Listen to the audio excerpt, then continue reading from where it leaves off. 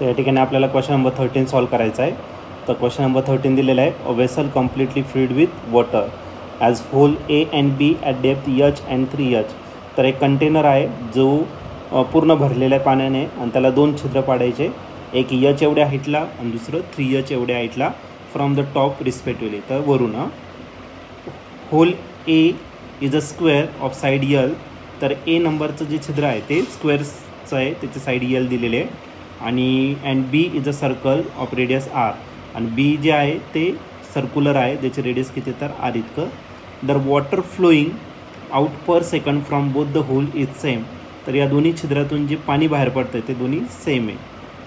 Then L is equal to, तर त्या स्क्वेअरची जी length आहे ती किती ठेवली पाहिजे. तर याचे 4 ऑप्शन आहे. त्याच्या आधी आज जो क्वेश्चन आहे तो 2018ला या ठिकाणी आलेला होता. याच्या 4 ऑप्शनपैकी पहिलं ऑप्शन आहे ए r⁻², π⁻² आणि 3⁻². बी ऑप्शन आहे r π⁻⁴ अँड 3⁻⁴. सी ऑप्शन आहे r π⁻², 3⁻⁴. आणि डी ऑप्शन आहे r⁻², π⁻⁴ आणि 3⁻². तर या 4 ऑप्शनपैकी करेक्ट आन्सर काय असेल, चला तर सॉल्व करूया आणि मग डिस्कस करूया. तर या ठिकाणी आपल्याला एक वेसल दिलेलं आहे जे कम्प्लिटली फिल केलेलं आहे वॉटरने, has hole A and B at depth H and 3H from the top. तर एक कंटेनर आहे आणि या कंटेनरमध्ये आपल्याला काय दिलेलं आहे, वॉटर दिलेलं आहे आणि याला 2 होल करायचे, आपल्याला 2 छिद्र पाडायचं आहे. आणि एक जे छिद्र आहे ते ए पॉईंटला आहे, ज्याचा हाईट टॉपपासून किती डिस्टन्सवरती आहे तर H एवढ्या डिस्टन्सवरती आहे. ओके, हा ए पॉईंट असेल. आणि दुसरा जो आहे तो किती डेप्थवरती काढायचा, आपल्याला 3H एवढ्या डेप्थवरती घ्यायचं आहे आणि या ठिकाणी तो बी आहे. ओके, असं दिलेलं आहे तुम्हाला. त्यानंतर पुढच्या कंडिशनमध्ये दिलेलं आहे त्याने 3H एवढं दिलेलं आहे. ए होल जो आहे तो स्क्वेअर आहे. हा जो आहे हा होल कसा केलेला आहे त्याने, स्क्वेअरमध्ये केलेला आहे. आणि याची साईड जी दिलेली ती किती दिली तर यल इतकी त्या स्क्वेअरची साईड दिलेली आहे. आणि जो होल बी दिलेला आहे तो सर्कल दिलेला आहे. या ठिकाणी जो होल केलेला आहे तो कसा आहे, असा सर्क्युलर, आणि त्याची रेडियस किती दिलेली आहे तर आर इतकी त्याची रेडियस दिलेली आहे. ओके, वॉटर फ्लो करणार पर सेकंद, वॉटर जे फ्लो करतं आहे एका सेकंदात, तर ते सेम आहे दोन्ही केसमध्ये. या स्क्वेअर होलमधून पण तेवढंच वॉटर बाहेर पडतं आहे आणि या सर्क्युलर होलमधून पण तेवढंच वॉटर काय करतं आहे, बाहेर पडतं आहे एका सेकंदाला. म्हणजे आपण या ठिकाणी इक्वेशन ऑफ कंटिन्युटीचा वापर या ठिकाणी करू शकतो. ओके, आणि याच्यातून लिक्विड बाहेर पडणार आहे, म्हणजे यासाठी आपल्याला काय करावं लागेल, स्पीड ऑफ इफ्लक्सचा फॉर्म्युला या ठिकाणी यूज करावा लागेल. ओके, या ठिकाणी जो स्पीड आहे ए पॉईंटचा तो किती असणार, √2GH, H एवढ्या हाईटलाचे, बरोबर की नाही.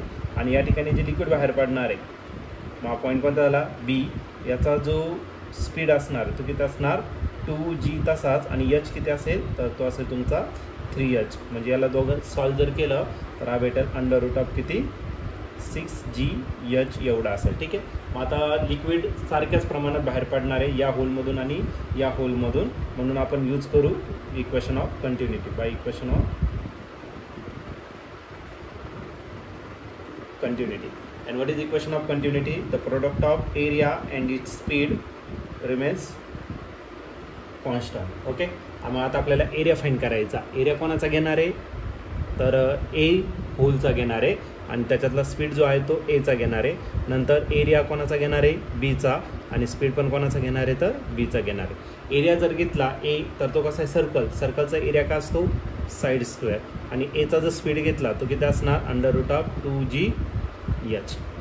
एरिया बीचा जर घेतला तर सर्कल आहे, सर्कलचा एरिया किती असणार तर πr² इतका असेल. ओके, आणि स्पीड जो दिलेला बीचा तो किती तर √6GH.